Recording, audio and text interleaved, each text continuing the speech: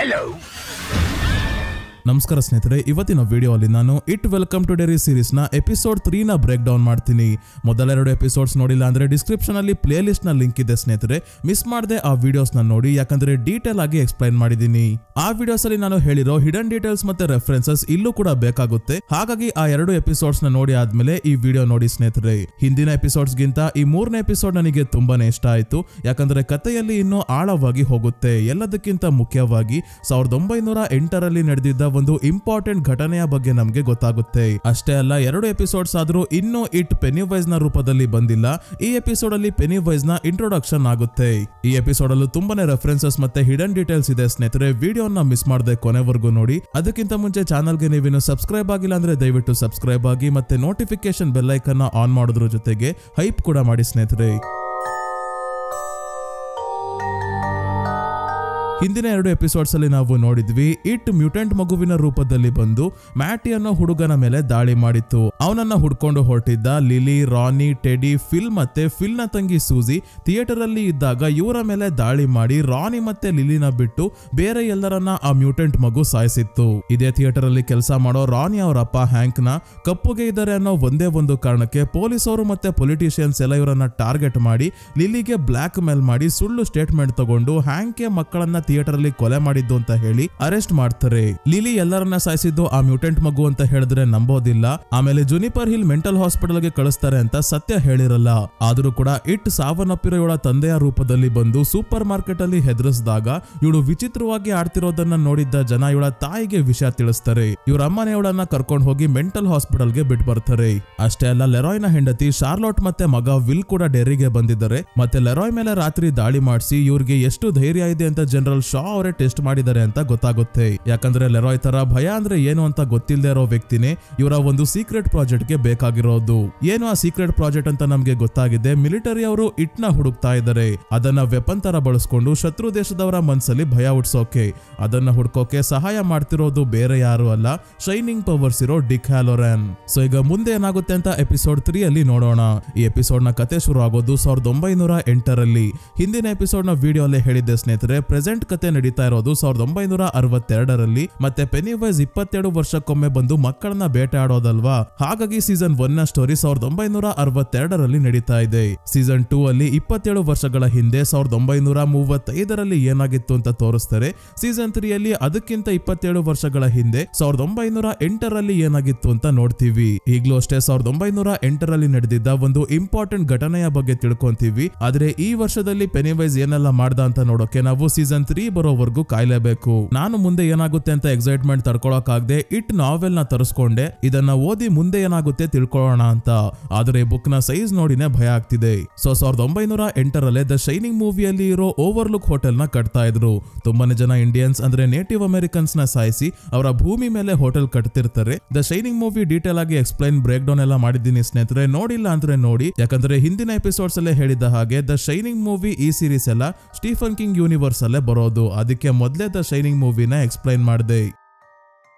ಮತ್ತೆ ಇಲ್ಲಿ native Americans ಯಾರು ಅಂತ ಹೇಳಿದ್ದೀನಿ ಸ್ನೇಹಿತರೆ, ಇನ್ನೊಂದ್ಸಲ ಹೇಳ್ತೀನಿ. ಅಮೆರಿಕಾಗೆ ಮೊದಲನೇ ಬಾರಿ ಕೊಲಂಬಸ್ ಮತ್ತೆ ಬೇರೆ ಯುರೋಪಿಯನ್ಸ್ ಹೋಗೋಕ್ಕೂ ಮುಂಚೆ ಅಮೆರಿಕಾಲಿ ಇದ್ದ ಸ್ಥಳೀಯರು ಬುಡಕಟ್ಟು ಜನಾಂಗದವರನ್ನ ಇಂಡಿಯನ್ಸ್ ಅಥವಾ ನೇಟಿವ್ ಅಮೆರಿಕನ್ಸ್ ಅಂತ ಕರೀತಾರೆ. ಇವರು ಈ ಸೀರೀಸ್ ಅಲ್ಲಿ ತುಂಬಾನೇ ಮುಖ್ಯ. ಈ ಎಪಿಸೋಡ್ ಅಲ್ಲೂ ಮುಂದೆ ನೇಟಿವ್ ಅಮೆರಿಕನ್ಸ್ ತಮ್ಮ ಭೂಮಿಯನ್ನ ರಕ್ಷಿಸಿಕೊಳ್ಳೋಕೆ ಒಂದು ಮೀಟಿಂಗ್ ಮಾಡ್ತಾರೆ. ಏನದು ಅಂತ ಮುಂದೆ ನೋಡೋಣ. ಸದ್ಯಕ್ಕೆ 1908ರಲ್ಲಿ ಒಬ್ಬ ಹುಡುಗ ಮತ್ತೆ ಅವನ ತಂದೆ ಸರ್ಕಸ್ ಅವರು ನಡೆಸ್ತಾ ಇರೋ ಜಾತ್ರೆಗೆ ಬಂದಿದ್ದಾರೆ. ಈ ಹುಡುಗ ತುಂಬಾನೇ ಖುಷಿಯಾಗಿ ಎಲ್ಲಾ ಕಡೆ ಓಡಾಡಬೇಕು. ಒಂದು ಆಟವನ್ನ ನೋಡ್ತೀವಿ. ಬಾಲ್ ಅಲ್ಲಿ ಇಟ್ಟಿರೋ ಗೊಂಬೆಗಳನ್ನ ಹೊಡೆದು ಬೀಳ್ಸಿದ್ರೆ ಏನಾದ್ರೂ ಪ್ರೈಸ್ ಗೆಲ್ಬಹುದು. ಈ ಪ್ರೈಸ್ ಅಲ್ಲಿ ಸ್ಲಿಂಗ್ ಶಾಟ್ ಗಳನ್ನ ಕೂಡ ಇಟ್ಟಿದ್ದಾರೆ. ಸ್ಲಿಂಗ್ ಶಾಟ್ ಕೂಡ ಇಂಪಾರ್ಟೆಂಟ್ ಸ್ನೇಹಿತರೆ, ಮುಂದೆ ಹೇಳ್ತೀನಿ ಯಾಕೆ ಅಂತ. ಮತ್ತೆ ಗೊಂಬೆಗಳನ್ನ 3 ರೋಸ್ ಅಲ್ಲಿ ಇಟ್ಟಿದ್ದಾರೆ. ಮೊದಲನೇ ರೋ ಅಲ್ಲಿ ನೇಟಿವ್ ಅಮೆರಿಕನ್ಸ್ ನ ರೀತಿ ಇರೋ ಗೊಂಬೆಗಳಿದಾವೆ. ಎರಡನೇ ರೋ ಅಲ್ಲಿ ಕ್ಲೌನ್ ಅಂದ್ರೆ ಜೋಕರ್ ನ ರೀತಿ ಇರೋ ಗೊಂಬೆಗಳು. ಅದರಲ್ಲೂ ಒಂದು ಗೊಂಬೆಗೆ ಪೆನಿವೈಸ್ ನ ರೀತಿನೇ ಕೆಂಪು ಬಣ್ಣದ ಕೂದಲು ಇದೆ. ಮೂವಿಯಲ್ಲಿ ಕೂದಲು ಕಲರ್ ಚೇಂಜ್ ಮಾಡಿದ್ದಾರೆ, ಆದ್ರೆ ಇಟ್ ಬುಕ್ ಅಲ್ಲಿ ಕೆಂಪು ಬಣ್ಣನೇ ಇರೋದು. ಮೂರನೇ ರೋ ಅಲ್ಲಿ ಟರ್ಟಲ್ ಗಳಿದೆ. ಇದ್ದಾವೆ. ಈ ಟರ್ಟಲ್ ಮಾಟೋರಿನ್ಗೆ ರೆಫರೆನ್ಸ್ ಸ್ನೇಹಿತರೆ. ಮೊದಲನೇ ಎಪಿಸೋಡ್ ಇಂದನೂ ಮಾಟೋರಿನ್ ಹೆಸರು ಕೇಳ್ತಾನೆ ಇದೀವಿ. ಇಟ್ ಅನ್ನೋ ಎಂಟಿಟಿ ಮತ್ತೆ ಈ ಮಾಟೋರಿನ್ ಅನ್ನೋ ಟರ್ಟಲ್ ಇಬ್ಬರು ಕೂಡ ಬೇರೆ ಯೂನಿವರ್ಸ್ ಗೆ ಸೇರಿದ್ದು, ಮ್ಯಾಕ್ರೋವರ್ಸ್ ಅಂತ. ಅಲ್ಲಿಂದಾನೆ ಇಟ್ ಬಂದು ಡೆರಿಯಲ್ಲಿ ನೆಲೆಸಿರೋದು. ಆದ್ರೆ ಮಾಟೋರಿನ್ ಇಟ್ ತರ ಅಲ್ಲ, ತುಂಬಾನೇ ಒಳ್ಳೆ ಜೀವಿ. ಇಟ್ನ ಹಾಗೆ ಶಕ್ತಿ ಇಲ್ಲ ಅಂತ ಅಲ್ಲ, ತುಂಬಾನೇ ಶಕ್ತಿಶಾಲಿ. ಆದ್ರೂ ಕೂಡ ಒಳ್ಳೆ ಕೆಲಸಕ್ಕೆ ಈ ಶಕ್ತಿಯನ್ನ ಬಳಸ್ಕೊಡುತ್ತೆ. ಮನುಷ್ಯರಿಗೆ ಈ ಟರ್ಟಲ್ ಇಟ್ ಜೊತೆ ಹೋರಾಡೋಕೆ ಶಕ್ತಿ ಕೊಡುತ್ತೆ. ಬುಕ್ ಅಲ್ಲಿ ಇದೆಲ್ಲ ಇದೆ ಸ್ನೇಹಿತರೆ. ಸೀರೀಸ್ ಅಲ್ಲಿ ಮುಂದೆ ಬರುತ್ತಾ ನೋಡ್ಬೇಕು. ಈ ಟರ್ಟಲ್ ನ ಎಲ್ಲಾ ಎಪಿಸೋಡ್ಸ್ ಅಲ್ಲೂ ಪದೇ ಪದೇ ಒಂದಲ್ಲ ಒಂದು ರೀತಿ ತೋರಿಸ್ತಾ ಇರೋದು ನೋಡಿದ್ರೆ ಮುಂದೆ ಮಾಟೋರಿನ್ ಟಾಪಿಕ್ ಕೂಡ ಬರುತ್ತೆ ಅನ್ಸುತ್ತೆ. ಸೊ ಈ ಹುಡುಗ ಎಲ್ಲಾ ಆಟಗಳನ್ನ ನೋಡ್ಕೊಂಡು ಓಡಾಡ್ತಿದ್ದಾಗ ಇಲ್ಲೇ ಸ್ವಲ್ಪ ದೂರದಲ್ಲಿ ಒಬ್ಳು ಹುಡುಗಿ ಸೇಮ್ ಪೆನಿವೈಸ್ ತರ ಮೇಕಪ್ ಮಾಡ್ಕೊಂಡು ಕೆಂಪು ಬಲೂನ್ ನ ಕೈಯಲ್ಲಿ ಇಟ್ಕೊಂಡು ಕೂತಿದ್ದಾಳೆ. ಮೋಸ್ಟ್ಲಿ ಇಲ್ಲಿಂದನೇ ಇಟ್ ಪೆನಿವೈಸ್ ನ ರೂಪದಲ್ಲಿ ಮೊದಲನೇ ಬಾರಿ ಬಂದಿರಬಹುದು.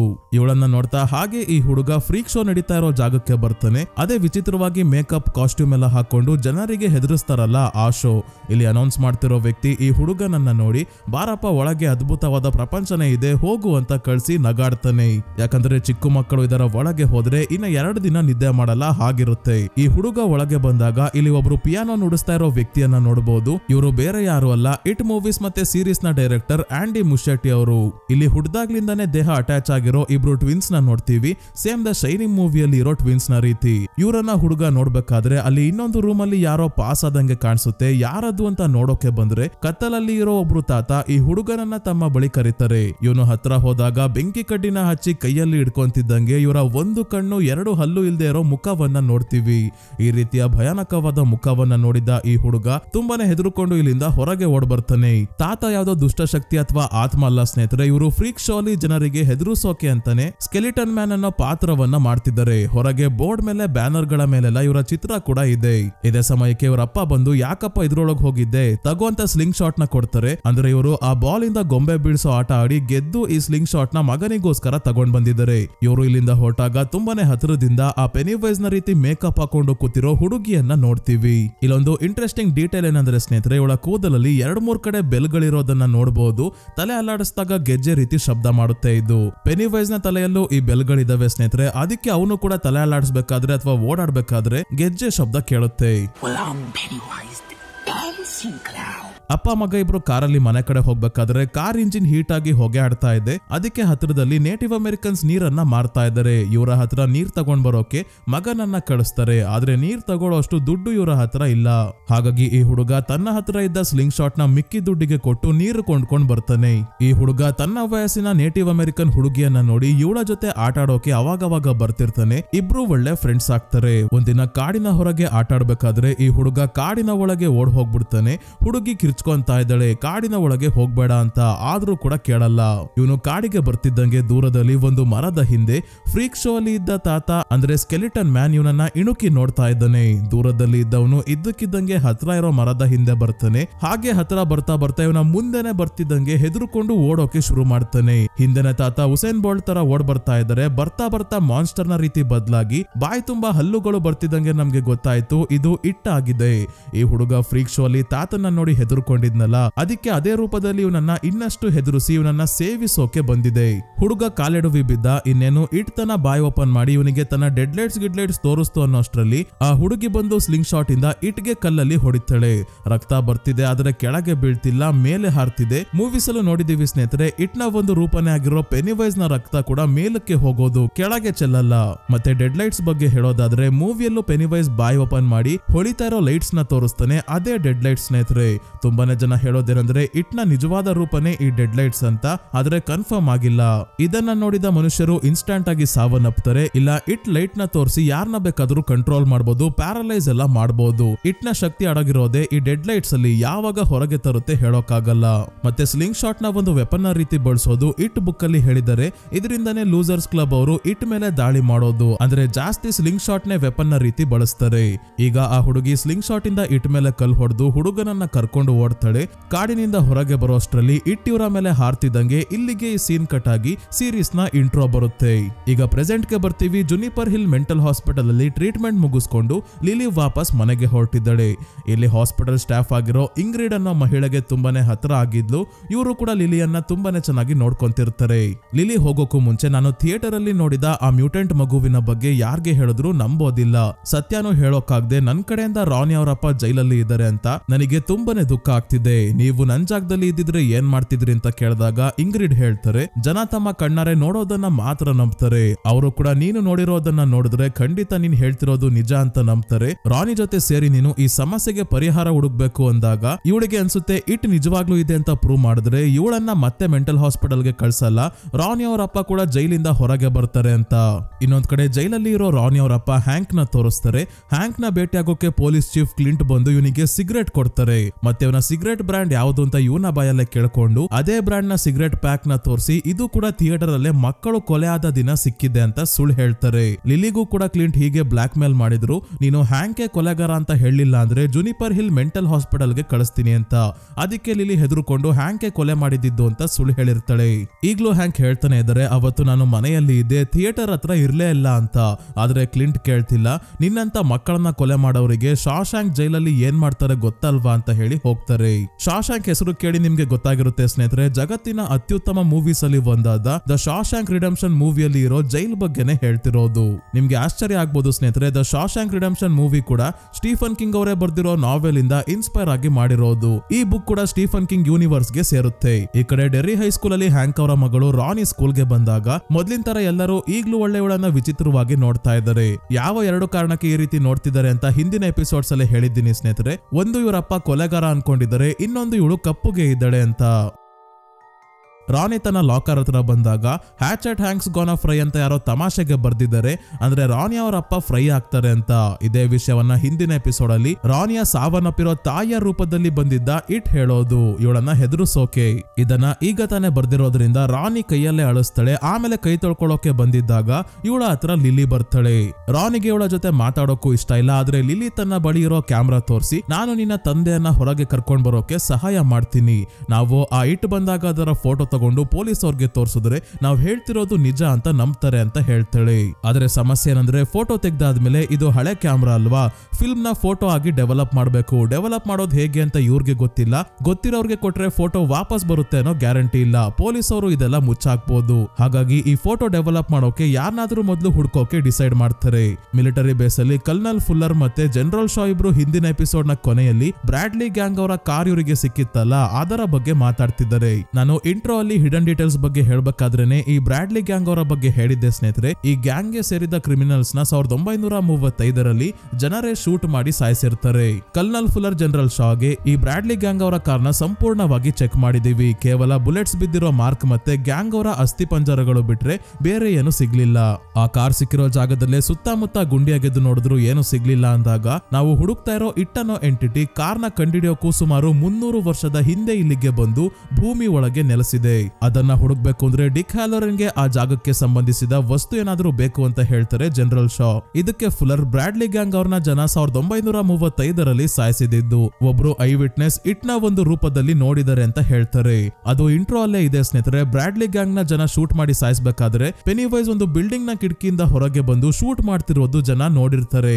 ಇದಷ್ಟೇ ಅಲ್ಲ, ಫುಲ್ಲರ್ 1935ರಲ್ಲಿ ನಡೆದಿರೋ ಘಟನೆಯನ್ನ 1935ರ ಸೈಕಲ್ ಅಲ್ಲಿ ನಡೆದಿರೋದು ಅಂತ ಹೇಳ್ತಿದ್ದಾರೆ.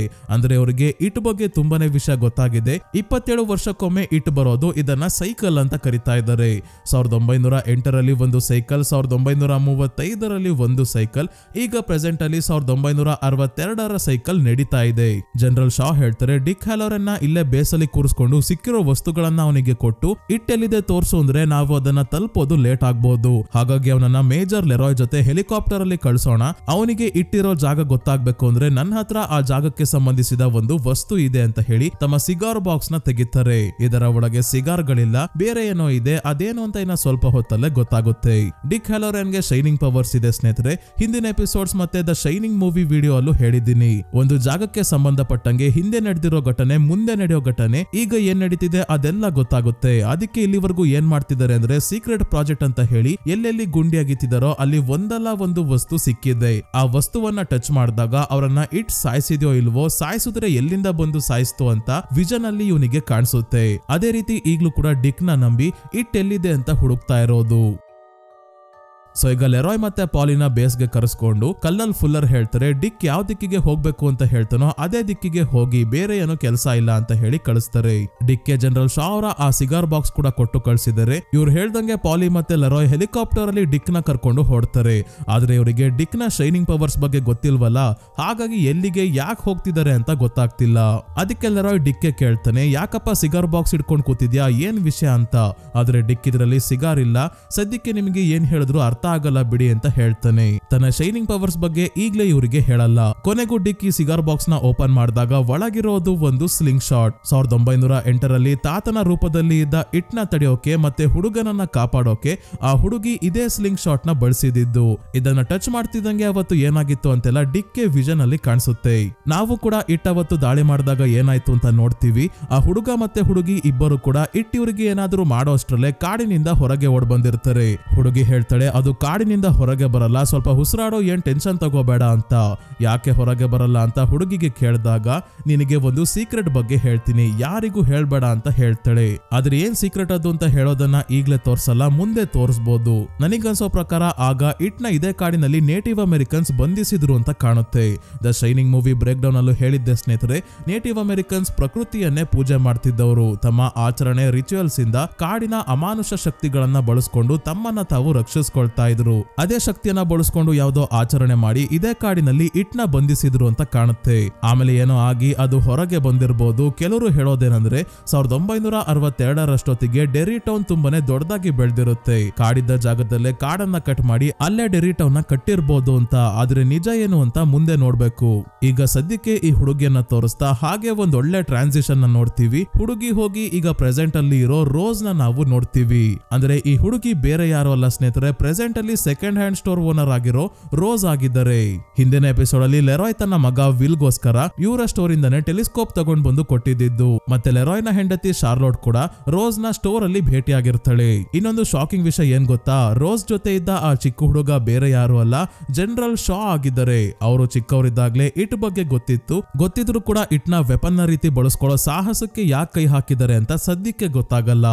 ಸೊ ರೋಸ್ ಕೂಡ ನೇಟಿವ್ ಅಮೆರಿಕನ್ ಆಗಿರೋದ್ರಿಂದ ಈಗ ಡೆರಿಯ ನೇಟಿವ್ ಅಮೆರಿಕನ್ಸ್ ಎಲ್ಲ ಒಟ್ಟಿಗೆ ಸೇರಿ ಒಂದು ಸೀರಿಯಸ್ ಮ್ಯಾಟರ್ ಬಗ್ಗೆ ಚರ್ಚೆ ಮಾಡ್ತಿದ್ದಾರೆ. ಅದೇ ಕಾಡಿನಲ್ಲಿ ಮಿಲಿಟರಿ ಅವರು ಇಟ್ನ ಹುಡ್ಕೋಕೆ ಇಟ್ ಸಾಯಿಸಿರೋರ್ಗೆ ಸಂಬಂಧಿಸಿದ ವಸ್ತುಗಳನ್ನ ಗುಂಡಿಯಗ್ದು ಹೊರಗೆ ತೆಗಿತಾ ಇದ್ದಾರಲ್ಲ, ಆ ಜಾಗ ನೇಟಿವ್ ಅಮೆರಿಕನ್ಸ್ ಗೆ ಸೇರಿದ್ದು. ಆ ಪವಿತ್ರ ಭೂಮಿಯನ್ನ ಹಾಳು ಮಾಡ್ತಿದ್ದಾರೆ, ಅದನ್ನ ನಿಲ್ಸೋಕೆ ಏನ್ ಮಾಡ್ಬೇಕು ಅಂತ ಯೋಚನೆ ಮಾಡ್ಬೇಕಾದ್ರೆ ರೋಸ್ ಹತ್ರ ಒಬ್ಬ ಹುಡುಗ ಬರ್ತಾನೆ.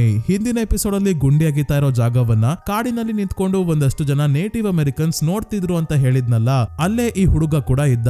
ಇವನು ರೋಸ್ ನ ಆಂಟಿ ಅಂತ ಕರಿತಾ ಇರೋದು ನೋಡಿದ್ರೆ ಇವನಿಗೆ ರೋಸ್ ಚಿಕ್ಕಮ್ಮನೋ ದೊಡ್ಡಮ್ಮನೋ ಆಗಿರ್ಬೇಕು. ರೋಸ್ ಇವನಿಗೆ ಆ ಗುಂಡಿ ತೆಗಿತಾ ಇರೋ ಜಾಗಕ್ಕೆ ಹೋಗ್ಬೇಡ, ಇದ್ರಲ್ಲೆಲ್ಲ ನೀನು ಇನ್ವಾಲ್ವ್ ಆಗ್ಬೇಡ, ಹುಷಾರಾಗಿರು ಅಂತ ಹೇಳಿ ಎದ್ ನಿಂತ್ಕೊಂಡು ಎಲ್ಲರಿಗೂ ಹೇಳ್ತಾರೆ. ನಾವು ಮೊದ್ಲು ಅಲ್ಲಿ ನಡೀತಾ ಇರೋದನ್ನ ನಿಲ್ಸೋಕೆ ಒಂದು ಲೆಟರ್ ನ ಬರ್ದು ಸಂಬಂಧಪಟ್ಟ ಅಧಿಕಾರಿಗಳಿಗೆ ಕೊಡೋಣ, ಅದರಿಂದ ಪ್ರಯೋಜನ ಆಗ್ಲಿಲ್ಲ ಅಂದ್ರೆ ಒಫಿಷಿಯಲ್ ಆಗಿ ಕಂಪ್ಲೇಂಟ್ ಕೊಟ್ರೆ ಆಯ್ತು ಅಂತ ಹೇಳ್ತಾರೆ. ಆದ್ರೆ ಬೇರೆಯವ್ರಿಗೆಲ್ಲ ಇದು ಇಷ್ಟ ಆಗಲ್ಲ, ಈ ರೀತಿ ಮಾಡೋದ್ರಿಂದ ತುಂಬಾನೇ ಲೇಟ್ ಆಗುತ್ತೆ ಅಂತ ಹೇಳ್ತಿದ್ದಾರೆ. ಆದ್ರೆ ರೋಸ್ ಲೇಟ್ ಆಗ್ಲಿ ಅಂತಾನೆ ಈ ಸಲಹೆ ಕೊಟ್ಟಿದ್ದು. ಅವರು ಗುಂಡಿ ಯಾಕೆ ಆಗಿತಾ ಇದ್ದಾರೆ ಅಂತ ತಿಳ್ಕೊಳ್ಳೋವರೆಗೂ ಇವ್ರಿಗೆ ಸಮಾಧಾನ ಇಲ್ಲ. ಯಾಕಂದ್ರೆ ಇವರಿಗೆ ಇಟ್ ಬಗ್ಗೆ ತುಂಬಾನೇ ವಿಷಯ ಗೊತ್ತಿದೆ. ಇಟ್ ನ 2 ಸೈಕಲ್ಸ್ ನ ಕೂಡ ನೋಡಿದ್ದಾರೆ, ಈಗ 3ನೇ ಸೈಕಲ್ ನ ಕೂಡ ನೋಡ್ತಾರೆ. ಇನ್ನೊಂದ್ ಕಡೆ ಹೆಲಿಕಾಪ್ಟರ್ ಅಲ್ಲಿ ಇರೋ ಡಿಕ್ 1908ರಲ್ಲಿ ರೋಸ್ ಮತ್ತೆ ಶಾ ಇಬ್ರು ಚಿಕ್ಕವರಿದ್ದಾಗ ಕಾಡಿನಲ್ಲಿ ಏನಾಯ್ತು ಅಂತ ನೋಡಿ ಆದ್ಮೇಲೆ ಈಗ ಹೆಲಿಕಾಪ್ಟರ್ ಅಲ್ಲೇ ಎದ್ದು ಓಡಾಡೋಕೆ ಶುರು ಮಾಡ್ತಾನೆ. ಯಾಕಂದ್ರೆ ನಮಗೆ ಓಡಾಡ್ತಿರೋ ಹಾಗೆ ಕಾಣ್ತಿದೆ, ಇವನಿಗೆ ಡೆರಿಯ ಅಂಡರ್ ಗ್ರೌಂಡ್ ಸೀವರ್ಸ್ ಅಲ್ಲಿ ಇರೋ ಹಾಗೆ ವಿಷನ್ ಕಾಣ್ತಿದೆ. ಈ ಸೀವರ್ಸ್ ಅಲ್ಲಿ ಪೆನಿವೈಸ್ ನ ಹೆಸರಿರೋ ಸರ್ಕಸ್ ವ್ಯಾಗನ್ ನ ಡಿಕ್ ನೋಡ್ತಾನೆ. ಅಂದ್ರೆ 1908ರಲ್ಲಿ ಈ ಸರ್ಕಸ್ ವ್ಯಾಗನ್ ಅಲ್ಲಿ ಪೆನಿವೈಸ್ ನ ರೀತಿ ಯಾರೋ ಮೇಕಪ್ ಮಾಡ್ಕೊಂತಿದ್ದ ಪರ್ಫಾರ್ಮರ್ ಇದ್ರು ಅಂತ ಕಾಣುತ್ತೆ. ಅವನಿಂದಾನೇ ಇನ್ಸ್ಪೈರ್ ಆಗಿ ಅವನ ರೂಪದಲ್ಲಿ ಇಟ್ ಬರುತ್ತೆ, ಅಂದ್ರೆ ಪೆನಿವೈಸ್ ನ ರೂಪದಲ್ಲಿ. ಯಾರು ಈ ಪರ್ಫಾರ್ಮರ್ ಅಂತ ಇಲ್ಲಿ ತೋರ್ಸಲ್ಲ ಸ್ನೇಹಿತರೆ, ಮುಂದೆ ತೋರಿಸ್ತಾರೇನೋ ಗೊತ್ತಿಲ್ಲ. ಆದ್ರೆ ಇಟ್ ಚಾಪ್ಟರ್ 2 ಅಲ್ಲಿ ಇರೋ ಒಂದು ಸೀನ್ ನ ನೋಡಿದ್ರೆ ನಮ್ಗೆ ಯಾರಿರ್ಬೋದು ಆ ಪರ್ಫಾರ್ಮರ್ ಅನ್ನೋದು ಒಂದು ಅಂದಾಜು ಸಿಗುತ್ತೆ. ಯಾವ್ದು ಆ ಸೀನ್ ಅಂದ್ರೆ ಬೆವರ್ಲಿ ತಾನು ಚಿಕ್ಕವಳಿದ್ದಾಗ ವಾಸವಾಗಿದ್ದ ಮನೆಗೆ ಬಂದಾಗ ಅಲ್ಲಿ ಮಿಸಸ್ ಕರ್ಷ್ ಅನ್ನೋ ಮಹಿಳೆಯನ್ನ ಭೇಟಿ ಆಗ್ತಾಳೆ. ಈ ಮಹಿಳೆ ನಿಜವಾಗ್ಲೂ ಇರಲ್ಲ, ಈ ರೂಪದಲ್ಲಿ ಪೆನಿವೈಸ್ ಇರೋದು. ಬೆವರ್ಲಿಗೆ ಈ ವಿಷಯ ಗೊತ್ತಿರಲ್ಲ. ಆಗ ಮಿಸಸ್ ಕರ್ಷ್ ತನ್ನ ತಂದೆ ಬಾಬ್ ಗ್ರೇ ಬಗ್ಗೆ ಹೇಳ್ತಾರೆ. ಅದೇ ಅವರು ಸರ್ಕಸ್ ಗೆ ಸೇರಿದ್ರು, ಅಲ್ಲಿ ಪರ್ಫಾರ್ಮರ್ ಆಗಿದ್ರು ಅಂತ. ಇದೇ ಮನೆಯಲ್ಲಿ ಮಿಸಸ್ ಕರ್ಷ್ ನ ತಂದೆ ಬಾಬ್ ಗ್ರೇ ಚಿಕ್ಕ ಹುಡುಗಿಯಾಗಿರೋ ಕರ್ಷ್ ಜೊತೆ ನಿಂತಿರೋ ಫೋಟೋನ ಬೆವರ್ಲಿ ನೋಡ್ತಾಳೆ. ಇವರಿಬ್ರು ಪೆನಿವೈಸ್ ಹೆಸರಿರೋ ಸರ್ಕಸ್ ವ್ಯಾಗನ್ ಮುಂದೆ ನಿಂತಿರೋದು. ಬಾಬ್ ಗ್ರೇ ನೋಡೋಕೆ ಸೇಮ್ ಪೆನಿವೈಸ್ ತರಾನೇ ಇದ್ದಾರೆ. ಬಾಬ್ ಗ್ರೇ ಪೆನಿವೈಸ್ ತರ ಮೇಕಪ್ ಮಾಡ್ಕೊಂಡು ಪರ್ಫಾರ್ಮ್ ಮಾಡೋದನ್ನ ನೋಡಿ ಅದೇ ರೂಪದಲ್ಲಿ ಇಟ್ ಬಂದಿರಬಹುದು. ಈ ಎಪಿಸೋಡ್ ನ ಸ್ಟಾರ್ಟಿಂಗ್ ಅಲ್ಲಿ ಒಬ್ಳು ಹುಡುಗಿ ಪೆನಿವೈಸ್ ನ ರೀತಿ ಮೇಕಪ್ ಹಾಕೊಂಡು ಕೂತಿದ್ಲಲ್ಲ, ಅವಳೇ ಬಾಬ್ ಗ್ರೇ ಅವರ ಮಗಳು ಕರ್ಷ್ ಆಗಿರ್ಬೋದು ಸ್ನೇಹಿತರೆ. ನೋಡೋಣ ಮುಂದಿನ ಎಪಿಸೋಡ್ಸ್ ಅಲ್ಲಿ ಇದರ ಬಗ್ಗೆ ತೋರಿಸ್ತಾರ ಏನ್ ಕತೆ. ಈಗ ಡಿಕ್ ವಿಷನ್ ಅಲ್ಲಿ ತನ್ನ ಮುಂದೆ ಇರೋ ಈ ಸರ್ಕಸ್ ವ್ಯಾಗನ್ ನ ನೋಡ್ಬೇಕಾದ್ರೆ ಇದರ ಡೋರ್ ಓಪನ್ ಆಗಿ ಹೊಳಿತಾ ಇರೋ ಯೆಲ್ಲೋ ಕಲರ್ ಕಣ್ಣುಗಳು ಕಾಣಿಸುತ್ತೆ. ಇದು ಬೇರೆ ಯಾರು ಅಲ್ಲ, ಪೆನಿವೈಸೇ ಆಗಿದ್ದಾನೆ.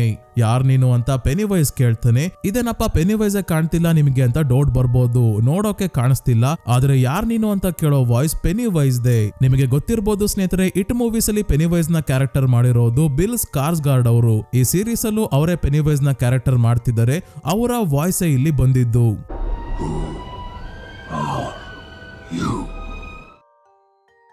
ಮೊದಲೇ ವಿಷನ್ ನೋಡ್ತಾ ಇರೋ ಡಿಕ್ಕೆ ಇನ್ನೊಂದು ವಿಷನ್ ನ ಪೆನ್ನಿವೈಸ್ ತೋರಿಸ್ತಾನೆ. ಮಾಸ್ಕ್ ಹಾಕಿರೋ ಕೆಲವು ವ್ಯಕ್ತಿಗಳು ಮತ್ತೆ ಯುದ್ಧದಲ್ಲಿ ಸೈನಿಕರು ಸಾಯ್ತಿರೋದು, ಯುದ್ಧ ಭೂಮಿಯಲ್ಲೇ ದೂರದಲ್ಲಿ ಒಬ್ಳು ಮಹಿಳೆ ನಿಂತಿರೋ ಹಾಗೆಲ್ಲ ಕಾಣಿಸುತ್ತೆ. ಇದೆಲ್ಲ ಡಿಕ್ ನ ಲೈಫ್ ಅಲ್ಲಿ ಹಿಂದೆ ನಡೆದಿರೋ ಯಾವ್ದೋ ಘಟನೆ ಆಗಿದೆ ಅನ್ಸುತ್ತೆ. ಎಲ್ಲದಕ್ಕೂ ಇಲ್ಲಿ ಯಾಕೆ ಉತ್ತರ ಕೊಡ್ತಿಲ್ಲ ಅಂದ್ರೆ ಇನ್ನು 3 ಸೀಸನ್ ಎಳಿಬೇಕಲ್ಲ ಸ್ನೇಹಿತರೆ, ಅದಕ್ಕೆ ಕೆಲವೊಂದು ಸೀನ್ ಅಲ್ಲಿ ಏನ್ ನಡೀತಿದೆ ಅಂತ ಗೊತ್ತಾಗಲ್ಲ. ಈ ವಿಷನ್ ನ ನೋಡ್ತಿದ್ದಂಗೆ ಡಿಕ್ ನ ಸುತ್ತ ಮಕ್ಕಳ ಆಟಿಕೆಗಳು ಗೊಂಬೆ ಎಲ್ಲ ಬೀಳೋಕೆ ಶುರು ಆದಾಗ ಎಲ್ಲಿಂದ ಬೀಳ್ತಿದಾವಪ್ಪ ಇವು ಅಂತ ಕತ್ತೆತ್ತಿ ನೋಡಿದ್ರೆ ಪೆನಿವೈಸ್ ಸಾಯಿಸಿರೋ ಮಕ್ಕಳ ಡೆಡ್ ಬಾಡಿ ಮತ್ತೆ ಅವರ ವಸ್ತುಗಳಿಂದ ಕಟ್ಟಿರೋ ಬೆಟ್ಟಾನೇ ಇಲ್ಲಿ ಇದೆ. ಇವರಲ್ಲಿ ಒಬ್ರು ಮಹಿಳೆಯನ್ನ ನಾವು ನೋಡ್ತೀವಿ. ಸೇಮ್ ಇದೇ ಮಹಿಳೆ ಯುದ್ಧ ಭೂಮಿಯಲ್ಲಿ ನಿಂತಿರೋ ಹಾಗೆ ಡಿಕ್ಕೆ ವಿಷನ್ ಅಲ್ಲಿ ಕಾಣಿಸಿದ್ದು. ಈ ಮಹಿಳೆ ಅವನು ಬರ್ತಾ ಇದ್ದಾನೆ, ಮೊದ್ಲು ಇಲ್ಲಿಂದ ಕಲ್ಚ್ಕೊ ಅಂತ ತಮ್ಮ ಮುಖ ಡಿಕ್ಕೆ ತೋರಿಸಿದಾಗ ಇವನಿಗೆ ಮತ್ತೆ ನಮ್ಗೆ ಗೊತ್ತಾಯ್ತು ಇವರು ಬೇರೆ ಯಾರು ಅಲ್ಲ, ಡಿಕ್ ನ ಅಜ್ಜಿ ಆಗಿದ್ದಾರೆ. ದ ಶೈನಿಂಗ್ ಮೂವಿಯಲ್ಲಿ ನಾವು ನೋಡಿದ್ವಿ, ಡಿಕ್ ನ ಅಜ್ಜಿಗೂ ಕೂಡ ಶೈನಿಂಗ್ ಪವರ್ಸ್ ಇತ್ತು. ಡಿಕ್ ಜಾಕ್ ನ ಮಗ ಡ್ಯಾನಿಗೆ ಹೇಳ್ತಾರೆ, ನಮ್ಮ ಅಜ್ಜಿ ಮತ್ತೆ ನಾನು ಬಾಯಿ ಬಿಡ್ದೇನೆ ಮನಸ್ಸಿನ ಮುಖಾಂತರನೇ ಮಾತಾಡ್ಕೊಂತಿದ್ವಿ, ಈ ಶಕ್ತಿಗೆ ಶೈನಿಂಗ್ ಅಂತ ಕರೀತಾರೆ ಅನ್ನೋದನ್ನ ಅವರೇ ನನಗೆ ಹೇಳಿದ್ದು ಅಂತ ಡ್ಯಾನಿಗೆ ಹೇಳ್ತಾರೆ. ಇಲ್ಲಿ ಈಗ ಇವನಿಗೆ ಅಜ್ಜಿ ಕಾಣಿಸೋ ಹಾಗೆ ಮಾಡಿ ಹೆದರಿಸೋಕೆ ಇಟ್ ನೋಡಿದೆ, ಇಲ್ಲ ಅವರನ್ನ ಕೂಡ ಪೆನಿವೈಸೇ ಕೊಂದಿದನ ಗೊತ್ತಿಲ್ಲ. ಅಜ್ಜಿ ಇಲ್ಲಿಂದ ಹೋಗುವಂತಿದ್ದಂಗೆ ಗಾಬರಿಯಾಗಿ ಡಿಕ್ ಸೀವರ್ಸ್ ನ ಡೋರ್ ಓಪನ್ ಮಾಡ್ತಿದ್ದಾನೆ. ಇದು ವಿಷನ್ ಅಲ್ಲಿ, ರಿಯಾಲಿಟಿಯಲ್ಲಿ ಹೆಲಿಕಾಪ್ಟರ್ ನ ಡೋರ್ ಓಪನ್ ಮಾಡ್ತಿದ್ದಾನೆ. ಅದಕ್ಕೆ ಗಾಬರಿಯಾಗಿ ಓಡ್ ಬಂದು ಲೆರಾಯುನನ್ನ ತಡಿತಾನೆ. ಪಾಲಿ ತಕ್ಷಣ ಡೋರ್ ಕ್ಲೋಸ್ ಮಾಡ್ತಾನೆ. ಹಿಂದೆನೆ ಡಿಕ್ ಕೂಡ ವಿಷನ್ ಇಂದ ಹೊರಗೆ ಬಂದ, ಇಲ್ಲಾಂದ್ರೆ ಹೆಲಿಕಾಪ್ಟರ್ ಇಂದ ಜಂಪ್ ಮಾಡಿ ಪ್ರಾಣ ಕಳ್ಕೊಂತಿದ್ದ. ಡಿಕ್ ಈ ಸೀರೀಸ್ ಅಲ್ಲಿ ಏನು ಆಗಲ್ಲ ಅಂತ ನಮ್ಗೆ ಕನ್ಫರ್ಮ್ ಆಗಿ ಗೊತ್ತಿದೆ ಸ್ನೇಹಿತರೆ, ಯಾಕಂದ್ರೆ ದ ಶೈನಿಂಗ್ ಮೂವಿಯಲ್ಲಿ ಇದರಲ್ಲ, ಇಲ್ಲಿ ಆರ್ಮಿಂದ ರಿಟೈರ್ ಆದ್ಮೇಲೆನೆ ದ ಶೈನಿಂಗ್ ಮೂವಿಯಲ್ಲಿ ಶೆಫ್ ಆಗಿ ಓವರ್ಲುಕ್ ಹೋಟೆಲ್ ಅಲ್ಲಿ ಕೆಲಸಕ್ಕೆ ಸೇರ್ಕೊಳ್ಳೋದು. ಆದ್ರೆ ಆ ಮೂವಿಯ ಕೊನೆಯಲ್ಲಿ ಜಾಕ್ ಡಿಕ್ ನ ಸಾಯಿಸ್ಬಿಡ್ತಾನೆ. ನೆಕ್ಸ್ಟ್ ನಲ್ಲಿ ಡಿಕ್ ಹಾಸ್ಪಿಟಲ್ ಅಲ್ಲಿ ರೆಸ್ಟ್ ಮಾಡ್ಬೇಕಾದ್ರೆ ಜನರಲ್ ಶಾ ಭೇಟಿಯಾಗಿ ಏನಾಯ್ತು ಅದನ್ನ ನೋಡ್ದ ಅಂತ ಕೇಳಿದಾಗ ನಾನು ಅದನ್ನ ನೋಡ್ದೆ ಅನ್ನೋದಕ್ಕಿಂತ ಅದು ನನ್ನನ್ನ ನೋಡ್ತು, ಈ ರೀತಿ ಆಗ್ಬಾರ್ದಿತ್ತು, ವಿಷನ್ ಅಲ್ಲಿ ನಾನು ಹಿಂದೆ ಏನಾಗಿತ್ತು ಅನ್ನೋದನ್ನ ನೋಡ್ಬೋದು, ಆದ್ರೆ ವಿಷನ್ ಅಲ್ಲಿ ಇರೋರು ಯಾರು ಕೂಡ ನನ್ ಜೊತೆ ಮಾತಾಡೋಕೆ ಅಥವಾ ನೋಡೋಕೆ ಆಗಲ್ಲ. ಇಟ್ ನನ್ನನ್ನ ನೋಡಿದೆ ಅಂದ್ರೆ ಏನೋ ಸರಿ ಕಾಣ್ತಿಲ್ಲ, ನಾವು ಹೀಗೆ ಮುಂದುವರ್ಸಿದ್ರೆ ಏನಾದ್ರೂ ಅಪಾಯ ಕಾದಿರ್ಬೋದು ಅಂತ ಭಯ ಆಗ್ತಿದೆ, ಅದನ್ನ ಅದರ ಪಾಡಿಗೆ ಬಿಟ್ಬಿಡೋದೇ ಒಳ್ಳೇದು ಅಂತ ಹೇಳ್ತಾನೆ ಡಿಕ್. ಆದ್ರೆ ಜನರಲ್ ಶಾ ಇಟ್ ನ ಹುಡ್ಕೋದು ನಿಲ್ಸೋ ಹಾಗೆ ಕಾಣ್ತಿಲ್ಲ. ಇಲ್ಲಿಂದ ಶಾ ರೋಸ್ ನ ಭೇಟಿ ಆಗೋಕೆ ಸೆಕೆಂಡ್ ಹ್ಯಾಂಡ್ ಸ್ಟೋರ್ ಗೆ ಬರ್ತಾರೆ. ರೋಸ್ ಗೆ ಶಾ ನ ನೋಡಿ ತುಂಬಾನೇ ಖುಷಿ ಆಯ್ತು, ಯಾಕಂದ್ರೆ ಕಳೆದ 50 ವರ್ಷದಿಂದ ಇವರು ಭೇಟಿನೇ ಆಗಿಲ್ಲ. ಕಾರಣ ಶಾ ಅವರಪ್ಪ ಕೂಡ ಆರ್ಮಿಯಲ್ಲಿ ಇದ್ರು, ಹಾಗಾಗಿ ಡೆರ್ರಿಯಿಂದ ಹೊರಗೆ ಹೋಗ್ಬೇಕಾಯ್ತು. ಆಶ್ಚರ್ಯವಾದ ವಿಷಯ ಏನಂದ್ರೆ ಶಾ ಈ ಟೌನ್ ಇಂದ ಹೊರಗೆ ಹೋದ್ಮೇಲೆ ಇಲ್ಲೇನ್ ನಡೆದಿತ್ತು ಅನ್ನೋದೆಲ್ಲ ತಮಗೆ ಗೊತ್ತಿಲ್ದಂಗೆ ಮರ್ತೋಗಿರ್ತಾರೆ. ಇಲ್ಲಿಗೆ ಬಂದ ಮೇಲೂ ಕೂಡ ರೋಸ್ ನೆನ್ಪೇ ಇರಲ್ಲ. ಆದ್ರೆ ರೋಸ್ ಆ ಗುಂಡಿಯಾಗಿತ್ತಿರೋದನ್ನ ನಿಲ್ಸೋಕೆ ಕಳ್ಸಿರೋ ಲೆಟರ್ ಓದಿ ರೋಸ್ ನೆನ್ಪಾಗಿ ಭೇಟಿ ಆಗೋಕೆ ಬಂದಿದ್ದಾರೆ. ರೋಸ್ ಹೇಳ್ತಾರೆ, ನಿಮಗಷ್ಟೇ ಅಲ್ಲ ಡೆರ್ರಿಯಿಂದ ಹೊರಗೆ ಬೇರೆ ಊರಿಗೆ ಹೋದವರ ಕಥೆನೂ ಅದೇ, ಇಲ್ಲಿ ಇದ್ದಿದ್ದೆ ಮರ್ತೋಗ್ತಾರೆ, ಯಾಕೋ ಗೊತ್ತಿಲ್ಲ ಅಂತ. ನನಗನ್ಸೋ ಹಾಗೆ ಡೆರ್ರಿಯಲ್ಲಿ ಇಟ್ಟಿರೋ ವಿಷಯ ಹೊರಗಿನವ್ರಿಗೆ ಗೊತ್ತಾಗ್ಬಾರ್ದು ಅಂತಾನೆ ಈ ರೀತಿ ಇಟ್ಟೆ ಮಾಡ್ತಿರ್ಬೋದು, ಇಲ್ಲ ಅಂದಿದ್ರೆ ಇಟ್ನ ಬಗ್ಗೆ ಒಬ್ರಲ್ಲ ಒಬ್ರಿಗೆ ಗೊತ್ತಾಗಿ ಈ ವಿಷಯ ಹೊರಗೆ ತಗೊಂಡ್ ಹೋಗ್ತಾ ಇದ್ರು ಸ್ನೇಹಿತರೆ. ಆ ಜಾಗದಲ್ಲಿ ಯಾಕೆ ನೀವು ಗುಂಡಿಯಾಗಿತ್ತಾ ಇದ್ದೀರಾ ಅಂತ ಕೇಳಿದಾಗ ಶಾ ನೀರಿನ ಪೈಪ್ ಹಾಕೋಕೆ ಅಂತ ಸುಳ್ಳು ಹೇಳ್ತಾರೆ. ಅಲ್ಲಿನ ಮಣ್ಣಲ್ಲಿ ನಮ್ಮ ಕಮ್ಯುನಿಟಿಗೆ ಸೇರಿದವರ ದೇಹಗಳ ಅಂತ್ಯ ಸಂಸ್ಕಾರ ಮಾಡಿದೀವಿ ಅಂತ ರೋಸ್ ಹೇಳಿದ್ದಕ್ಕೆ ಶಾ ಹೇಳ್ತಾರೆ, ನೀವು ಕೂಡ ನನ್ ಜೊತೆ ಸೇರಿ ಕೆಲಸ ಮಾಡಿ, ಆಗ ಯಾವ ಜಾಗದಲ್ಲಿ ಗುಂಡಿ ತೆಗಿಬಾರ್ದು ಅಂತ ನೀವೇ ತೋರಿಸಬಹುದು ಅಂತ ಹೇಳಿ ಹೊಡ್ತಾರೆ. ಕರೆಯೋದೇನೋ ಕರೆದ್ರು, ಆದ್ರೆ ಇಟ್ನ ಬಗ್ಗೆ ತುಂಬಾನೇ ವಿಷಯ ಗೊತ್ತಿರೋ ರೋಸ್ ನ ಬೇರೆನೆ ಉದ್ದೇಶಕ್ಕೆ ಕರಿತಿರೋ ಹಾಗೆ ಕಾಣ್ತಿದೆ. ಈಗ 1908ರ ಒಂದು ಸಣ್ಣ ಫ್ಲಾಶ್ ಬ್ಯಾಕ್ ನೋಡ್ತೀವಿ. ಶಾ ಮತ್ತೆ ರೋಸ್ ಇಬ್ರು ಜೊತೆಯಲ್ಲಿ ನೀರಿನ ಹತ್ರ ಕುತ್ಕೊಂಡು ಮಾತಾಡ್ತಿದ್ದಾಗ ಶಾ ತಮ್ಮ ತಂದೆಗೆ ಬೇರೆ ಕಡೆ ಟ್ರಾನ್ಸ್ಫರ್ ಆಗ್ತಿರೋ ವಿಷಯ ಹೇಳಿ ನನ್ನನ್ನ ಮತ್ತೆ ನಮ್ಮ ಫ್ರೆಂಡ್ಶಿಪ್ ನ ಯಾವತ್ತೂ ಮರೆಯಲ್ಲ ತಾನೆ ಅಂತ ಕೇಳ್ತಾನೆ.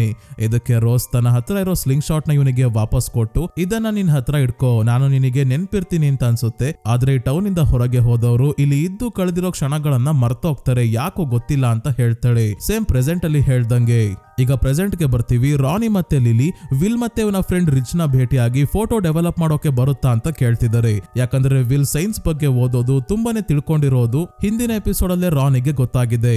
ಹಾಗಾಗಿ ಫೋಟೋ ಡೆವಲಪ್ ಮಾಡೋಕೆ ಯಾವ್ಯಾವ ಕೆಮಿಕಲ್ಸ್ ಬೇಕು ಇವನಿಗೆ ಗೊತ್ತಿರುತ್ತೆ ಅಂತ ಸಹಾಯ ಕೇಳ್ತಾರೆ. ವಿಲ್ ಸಹಾಯ ಮಾಡೋಕೆ ಒಪ್ಕೊಂತಾನೆ ಕೂಡ. ಇವರೆಲ್ಲರೂ ಸ್ಟ್ಯಾಂಡ್ ಪೈಪ್ ಟವರ್ ಮೇಲೆ ಬಂದಾಗ ರಾನಿ ಮತ್ತೆ ಲಿಲಿ ವಿಲ್ಗೆ ಇಟ್ ಬಗ್ಗೆ ಎಲ್ಲಾ ವಿಷಯ ಹೇಳ್ತಾರೆ. ಇವನಿಗೆ ಇದನ್ನ ನಂಬೋಕೆ ಆಗ್ತಿಲ್ಲ, ಆದ್ರೂ ಇವ್ರು ನಂಬ್ತಿದಾರಲ್ಲ ಅಂತ ಸಹಾಯ ಮಾಡೋಕೆ ಒಪ್ಕೊಂಡಿದ್ದಾನೆ ಅಷ್ಟೇ. ಇಟ್ ಬೇರೆ ಬೇರೆ ರೂಪಗಳಲ್ಲಿ ಬಂದು ಇವ್ರಿಗೆ ತೊಂದರೆ ಕೊಡ್ತಿರೋ ವಿಷಯ ಕೇಳಿ ರಿಚ್ ಆರಿಚಾಗಳ ಬಗ್ಗೆ ಹೇಳ್ತಾನೆ. ಆಫ್ರಿಕಾದ ಯಾರುಬಾ ಧರ್ಮದಲ್ಲಿ ಈ ಆರಿಚಾ ಅನ್ನೋ ದೇವತೆಗಳು ಬರ್ತಾರೆ. ಎಲ್ಲಾ ಆರಿಚಾಗಳು ದೇವತೆಗಳಾಗಿರೋದಿಲ್ಲ, ಕೆಲವೊಂದು ದುಷ್ಟಶಕ್ತಿಗಳು ಕೂಡ ಆಗಿರ್ತಾರೆ. ರಿಚ್ ನ ಅಂಕಲ್ ಒಬ್ರು ಪ್ರೀಸ್ಟ್ ಆಗಿದ್ರಂತೆ, ಅಂದ್ರೆ ಆರಿಚಾಗಳಿಗೋಸ್ಕರ ಆಚರಣೆ ಪೂಜೆ ಎಲ್ಲ ಮಾಡೋ ಅಂತವ್ರು. ಅವರು ಆರಿಚಾನ ಆಹ್ವಾನಿಸಿ ತಮಗೆ ಆಗದೆ ಇರೋರ್ಗೆ ತೊಂದರೆ ಕೊಡೋಕೆ ಕಳಿಸ್ತಿದ್ರಂತೆ. ಅವರು ಕಳ್ಸೋ ಆರಿಚಾ ಪೂರ್ವಜರ ರೂಪದಲ್ಲಿ ಬಂದು ತೊಂದರೆ ಕೊಡುತ್ತೆ ಅನ್ನೋ ವಿಷಯವನ್ನ ರಿಚ್ ಹೇಳ್ತಿದ್ದಂಗೆ ಅಂಕಲ್ ಮಾಡ್ತಿದ್ದ ಆಚರಣೆ ನಾವು ಮಾಡಿ ಇಟ್ನ ಕರಿಬೋದಾ ಅಂತ ಲಿಲಿ ಮತ್ತೆ ರಾನಿ ರಿಚ್ ನ ತಲೆ ತಿನ್ನೋಕೆ ಶುರು ಮಾಡಿದ್ರು. ಆ ರಿಚುವಲ್ ಬಗ್ಗೆ ರಿಚ್ ಗೆ ಸ್ವಲ್ಪ ಗೊತ್ತು, ಅದನ್ನ ಸ್ಮಶಾನದಲ್ಲಿ ಮಾಡ್ಬೇಕು, ಆದ್ರೂ ಪರವಾಗಿಲ್ಲ ಅಂತ ಆಚರಣೆಗೆಲ್ಲ ವ್ಯವಸ್ಥೆ ಮಾಡ್ಕೊಳೋಕೆ ಹೊರಡ್ತಾರೆ. ಅದೇನೊಂದ್ ಕಡೆ ಲೆರಾಯ್ ಮತ್ತೆ ಶಾರ್ಲೋಟ್ ನ ಭೇಟಿ ಆಗೋಕೆ ಡಿಕ್ ಇವರ ಮನೆಗೆ ಬಂದಿದ್ದಾನೆ. 3 ಜನ ಕುತ್ಕೊಂಡು ಡಿನ್ನರ್ ಮಾಡ್ತಾ ಕಷ್ಟ ಸುಖ ಮಾತಾಡಿ ಆದ್ಮೇಲೆ ಶಾರ್ಲೋಟ್ ಮತ್ತೆ ಅಡುಗೆ ಮನೆಗೆ ಹೋದಾಗ ಡಿಕ್ ಲೆರಾಯ್ಗೆ ಇವರ ಮಗ ವಿಲ್ ಬಗ್ಗೆ ಕೇಳ್ತಾನೆ. ಲೆರಾಯ್ಗೆ ಶಾಕ್ ಆಯ್ತು. ಇದೇನಪ್ಪ ನನಗೆ ಮಗ ಇದ್ದಾನೆ ಅಂತ ಇವನ್ಗೆ ಹೇಳೇ ಇಲ್ಲ, ಆದ್ರೂ ಹೇಗ್ ಗೊತ್ತಾಯ್ತು ಅಂತ ಅನ್ಕೊಂಡು ಈಗ್ಲೇ ಏನೋ ಕೇಳ್ದಲೆ ಫ್ರೆಂಡ್ ನ ಮನೆಯಲ್ಲಿ ಇದ್ದಾನೆ ಅಂತ ಹೇಳಿ ಸುಮ್ನಾಗ್ತಾನೆ. ಸೇಮ್ ಇದೇ ತರದ ಶೈನಿಂಗ್ ಮೂವಿಯಲ್ಲೂ ಆಗೋದು. ಜಾಕ್ ಹೋಟೆಲ್ ನ ಕೇರ್ ಟೇಕರ್ ಆಗಿ ಕೆಲಸಕ್ಕೆ ಸೇರ್ಕೊಂಡಾದ್ಮೇಲೆ ಹೋಟೆಲ್ಗೆ ತನ್ನ ಹೆಂಡತಿ ವೆಂಡಿ ಮತ್ತೆ ಮಗ ಡ್ಯಾನಿನ ಕರ್ಕೊಂಡ್ ಬಂದಾಗ ವೆಂಡಿ ಮತ್ತೆ ಡ್ಯಾನಿನ ಡಿಕ್ ಅಡುಗೆ ಮನೆ ತೋರ್ಸೋಕೆ ಕರ್ಕೊಂಡ್ ಬರ್ತಾರೆ. ಆಗ ಡ್ಯಾನಿನ ಡಾಕ್ ಅಂತ ಕರಿತಾ ಇರ್ತಾರೆ. ಡ್ಯಾನಿಗೆ ಡಾಕ್ ಅಂತ ಕರೆಯೋದು ವೆಂಡಿ ಮತ್ತೆ ಜಾಕ್ ಮಾತ್ರ.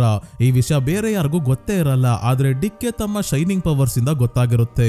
ಈಗ್ಲೂ ಅಷ್ಟೇ ವಿಲ್ ಇದ್ದಾನೆ ಅಂತ ತನ್ನ ಶೈನಿಂಗ್ ಪವರ್ಸ್ ಇಂದಾನೆ ಗೊತ್ತಾಗಿರುತ್ತೆ. ಹಾಗಾಗಿ ಲೆರಾಯ್ ಮತ್ತೆ ಡಿಕ್ ಇಬ್ರು ಊಟ ಮುಗಿಸಿ ಹೊರಗೆ ಬಂದಾಗ ಮಗನ ಬಗ್ಗೆ ನಿನಗ್ ಹೇಗ್ ಗೊತ್ತಾಯ್ತು ಅಂತ ಲೆರಾಯ್ ಕೇಳ್ತಾರೆ. ಡಿಕ್ ತನ್ನ ಶೈನಿಂಗ್ ಪವರ್ ಬಗ್ಗೆ ಹೇಳ್ತಾನೆ, ಆದ್ರೆ ಡೈರೆಕ್ಟ್ ಆಗಿ ಹೇಳಲ್ಲ. ಕಣ್ಣಿಗೆ ಕಾಣದೇ ಇರೋದು ಕೂಡ ಕಾಣಿಸೋಂತ ಶಕ್ತಿ ನನಗೆ ಇದೆ ಅಂತ ಹೇಳ್ತಾನೆ. ಇದಿರ್ಲಿ, ಲೆರಾಯ್ ಎಷ್ಟು ಬುದ್ಧಿವಂತ ಇದ್ದಾನೆ ಅಂದ್ರೆ ಶೈನಿಂಗ್ ಪವರ್ಸ್ ನ ಬಳಸಿ ಬೇರೆಯವರ ತಲೆಯಲ್ಲಿ ಏನ್ ನಡೀತಿದೆ ಅಂತ ತಿಳ್ಕೊಳ್ಳೋಕೆ ನೋಡಿದಾಗ ಅವರ ತಲೆಯಲ್ಲಿ ಏನೋ ಫೀಲ್ ಆಗುತ್ತೆ, ಏನೋ ನಡೀತಾ ಇರೋ ಹಾಗೆ. ಅದೇ ರೀತಿ ವಿಲ್ ಬಗ್ಗೆ ಡಿಕ್ ಹೇಳ್ದಾಗ ಲೆರಾಯ್ಗೂ ಕೂಡ ಫೀಲ್ ಆಗಿತ್ತು. ಇದೇ ರೀತಿ ಫೀಲಿಂಗ್ ಮೊದ್ಲು ಕೂಡ ಲೆರಾಯ್ಗೆ ಆಗಿರುತ್ತೆ. ಯಾವಾಗ ಅಂದ್ರೆ ಇವನ ಮೇಲೆ ಅಟ್ಯಾಕ್ ಆದ ರಾತ್ರಿ ಅಟ್ಯಾಕ್ ಮಾಡಿದವರಲ್ಲಿ ಒಬ್ಬ ಸುಮ್ನೆ ಮೂಲೆಯಲ್ಲಿ ನಿಂತ್ಕೊಂಡು ಲೆರಾಯ್ ನ ನೋಡ್ತಿರ್ತಾನೆ.